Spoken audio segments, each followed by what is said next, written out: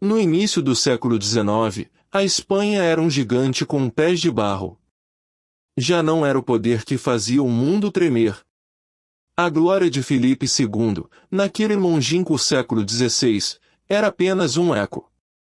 O império estava podre por dentro, enfraquecido por uma corte mais preocupada com seus luxos do que com seu povo. Em 1805, o desastre de Trafalgar contra os britânicos não só afundou os nossos navios, afundou o nosso orgulho e controle dos mares. Foi o começo do fim. Mas o pior aconteceu em casa. Março de 1808. O motim de Aranjuez. O povo, farto da traição e da miséria, irritou-se contra Manuel Godoy. A coroa estava no chão. Carlos IV, intimidado, entregou o trono ao seu filho, Fernando VII. Um erro fatal. A fraqueza dos Bourbons abriu a porta para o lobo. Napoleão Bonaparte, o homem que tinha a Europa aos pés, não estava de passagem por Portugal. Ele veio para ficar. Em maio de 1808. Na prisão de Bayonne, ele humilhou a família real. Ele os forçou a se renderem como se fossem peças de xadrez. Napoleão colocou o seu irmão, José Bonaparte, num trono que não lhe pertencia. A Espanha era, no papel, uma província francesa. Mas Napoleão não contava com uma coisa, o orgulho espanhol. Em 2 de maio de 1808, Madrid tornou-se um matadouro. Facas contra baionetas. O povo contra o melhor exército do mundo. A repressão foi um inferno. As execuções que Goya pintou não foram arte, foram uma verdadeira carnificina. Mas o fusível já estava aceso. A Guerra da Independência não foi uma guerra de generais, foi uma guerra de ódio. Camponeses e civis tornaram-se fantasmas, a guerrilha, uma resistência invisível que despedaçou os franceses em cada esquina, em cada montanha. A Espanha estava quebrada. Alguns queriam a modernidade da França, outros o retorno do rei absoluto, e no meio das cinzas, nasceu o liberalismo. Eles não estavam mais lutando apenas por uma bandeira, eles estavam lutando pela alma de uma nação que se recusava a morrer. A guerra contra Napoleão não foi uma batalha de mapas, foi um conflito total. Em Saragoça e Gerona, as ruas tornaram-se trincheiras. Homens, mulheres e crianças lutaram pedra por pedra, preferindo morrer sob os escombros a render-se ao invasor. E então, o impossível aconteceu. Julho de 1808. Nos campos de Bailén. O general Castanos humilhou as águias imperiais. Foi a primeira vez que o mundo viu que Napoleão, o mestre da Europa, poderia sangrar. O mito da sua invencibilidade morreu em solo espanhol. Mas enquanto as pessoas morriam na frente, nasceu um sonho em Cádiz. 1812. Entre bombas e cercos, a Constituição foi proclamada. La Pepa. Foi um grito revolucionário por liberdade. Soberania nacional, divisão de poderes, fim do absolutismo. Por um momento, Espanha deixou de ser um feudo de reis e tornou-se uma nação de cidadãos. No entanto, a esperança durou pouco. 1814. Napoleão cai, e Fernando VII retorna. As pessoas o chamavam de o desejado, mas o que receberam foi um tirano. Num acto de traição sem precedentes, o rei rasgou a Constituição, restaurou o absolutismo e desencadeou uma caça às bruxas. As prisões estavam cheias de heróis de guerra que agora eram chamados de traidores por quererem a liberdade. Exílio ou morte, esse era o destino dos liberais. Mas o império estava sangrando por outros lados. Enquanto o rei perseguia o seu próprio povo, a América aproveitou o caos para quebrar as suas correntes. As joias da coroa foram perdidas para sempre. A tensão era insuportável, até que em 1820, o comandante Rafael Del Riego disse que bastava. Em Cádiz, as tropas que iriam para a América levantaram-se contra o rei. Fernando VII, intimidado novamente, foi forçado a beijar a Constituição que tanto odiava. Marchemos francamente, e eu primeiro, ao longo do caminho constitucional, disse ele cinicamente. O triênio liberal começou. 3 anos de caos, divisões e fragilidade. Espanha já não estava apenas a perder terras, estava a perder a sua identidade. O antigo império que dominava o mundo estava desmoronando, por dentro. Enquanto a Espanha mergulhava nas suas próprias disputas, do outro lado do Atlântico, o maior império da história desmoronou. A traição de Napoleão e a covardia dos Bourbons foram a faísca. Na América, eles não queriam mais ser súditos de uma coroa arruinada. No início, os conselhos governamentais alegaram agir em nome do rei, mas era uma máscara. O verdadeiro grito era um só: independência. 1810. No México, o padre Hidalgo lançou o grito de Dolores, uma maré de camponeses e indígenas que se levantaram contra séculos de dominação.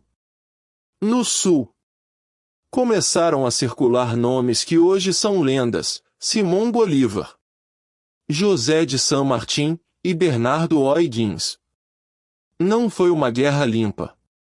Foi um conflito brutal, sangrento, onde irmãos lutaram contra irmãos. Cidades inteiras foram devastadas pela fome e pelo fogo. A Espanha, arruinada e dividida, enviou soldados para a morte certa. 1817. San Martín realiza a façanha de cruzar os Andes e esmaga as tropas reais em Chacabuco. O Chile estava livre. Do norte, Bolívar, o libertador, avançou como um furacão libertando a Venezuela, Nova Granada e Equador. O último prego no caixão do Império veio em 1824. No Pampa de Laquinua, a Batalha de Ayacucho emitiu a sentença de morte para o domínio espanhol na América do Sul. A Espanha perdeu suas joias. Restaram apenas as migalhas: Cuba, Porto Rico e Filipinas. O prestígio internacional estava em ruínas e a economia, mortalmente ferida. Mas a tragédia não terminou aí. Com a morte de Fernando VII, o país não encontrou a paz, encontrou mais guerra. A luta pelo trono entre os apoiantes de Carlos, os absolutistas, e os liberais de Isabel II desencadeou as guerras carlistas. A Espanha habituou-se ao som dos rifles nas suas próprias aldeias. Golpes militares, crises econômicas e um ódio ideológico que dividiria o país em dois durante um século. O poder que outrora governou o mundo, terminou o século XIX quebrado, fragmentado e procurando desesperadamente o seu lugar num mundo que já não o respeitava. O declínio não foi uma fase, tornou-se a nossa realidade. Depois de décadas de sangue e fogo, Espanha ainda estava perdida num labirinto de instabilidade. 1843. Isabel II, uma menina de apenas 13 anos, é declarada maior de idade. Colocaram nele uma coroa que era pesada demais para um país destruído. A Espanha não era governada por políticos, era governada por espadachins. Moderados, progressistas e soldados usaram as declarações como se fossem votos. O exército já não protegia as fronteiras, decidia quem mandava em Madrid. O general Narváez impôs a década moderada com mão de ferro. A ordem foi mantida com base na censura, prisões cheias e medo do muro. Mas a ordem sem liberdade é uma panela de pressão. Entretanto, nas montanhas da Catalunha e do País Basco, o fantasma do carlismo ainda estava vivo, sangrando os recursos de uma nação que não tinha trégua. 1854. Outro golpe. O'Donnell e Espartero tentam modernizar o país no biênio progressista. Falaram sobre ferrovias e reformas econômicas, mas a fome e a corrupção eram mais rápidas que os comboios. A Espanha ficou para trás, enquanto a Europa estava cheia de fábricas, nós estávamos cheios de barricadas. O desgaste foi total. A rainha, isolada numa corte cheia de escândalos e panelinhas, perdeu o apoio de todos. 1868. La Gloriosa explode. Os generais Prim e Serrano lançam um grito que percorre todo o país: abaixo os Bourbons! Isabel II atravessa a fronteira para o exílio, deixando para trás um trono vazio e um futuro incerto. O sexênio revolucionário começou. Uma busca desesperada pela liberdade.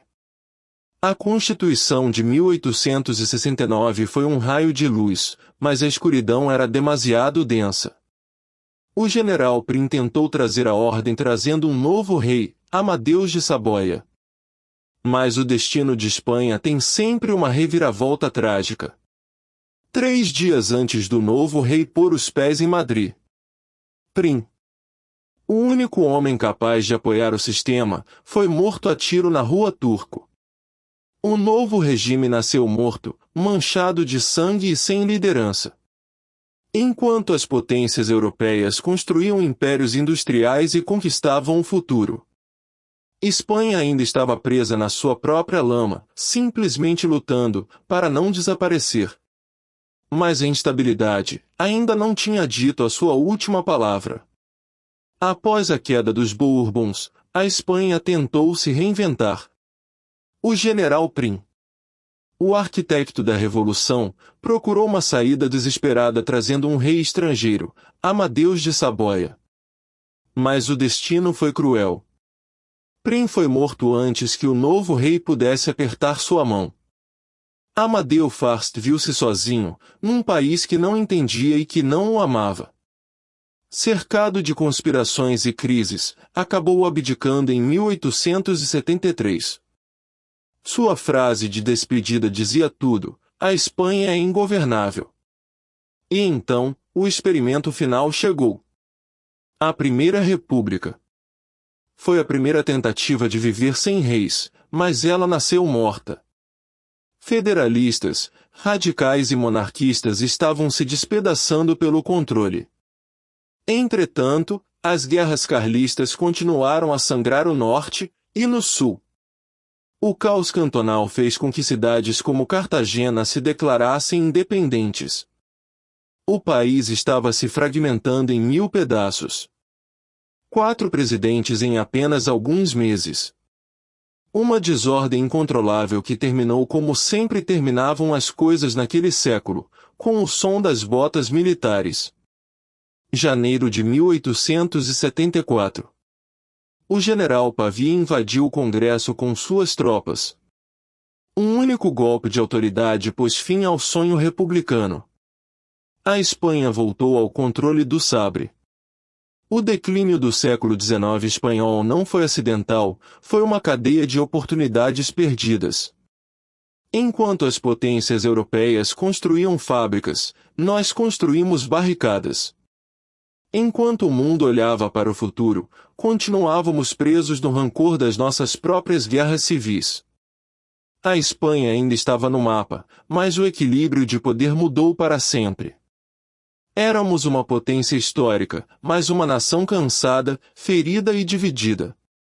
Este foi o século que forjou o nosso caráter, através do fogo, da traição e da resistência. Uma lição de história que nos lembra que um país que não sabe unir-se, está condenado a repeti-lo. Sou Mentor Noregaia, e este foi o colapso do gigante.